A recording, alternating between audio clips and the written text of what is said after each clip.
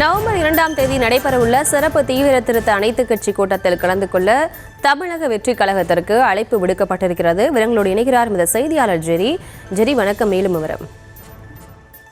வணக்கம். வாக்காளர் பட்டியல் சிறப்பு தீவிர திருத்தம் என்ற பெயரில் தமிழக மக்களின் வாக்குரிமையை பறிக்கும் சதித்திட்டத்துக்கு எதிராக போராடிய முதல்வர் மு.க.ஸ்டாலின் தலைமையில் நவம்பர் 2ஆம் தேதி அனைத்துக் கட்சி கூட்டம் நடைபெறும் என்று திமுக கூட்டணி கட்சிகள் அறிவித்திருக்கின்றன.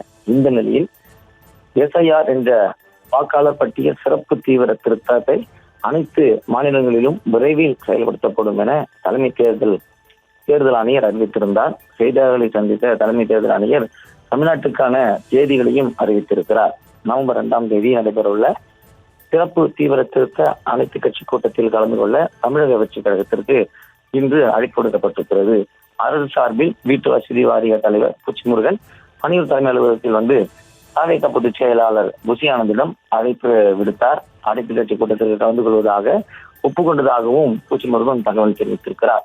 தமிழ்நாட்டிலும் சிறப்பு தீவிர திருத்தம் நடத்தப்படும் என தேர்தல் ஆணையம் தெரிவித்துள்ள நிலையில் வாக்குரிமை பறிப்பை தடுப்போம், வாக்கு திருட்டை முடிப்போம் என முதல்வர் மு.க.ஸ்டாலின் தெரிவித்திருக்கிறார். இதற்கு தாவேகா கை கொடுக்குமா என்ற கேள்விகளும் எழுந்திருக்கிறது.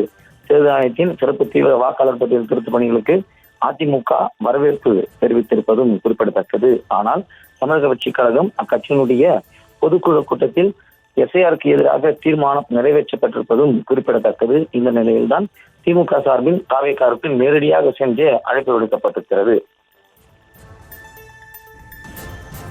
விவரங்களுக்கு நன்றி ஜெரி.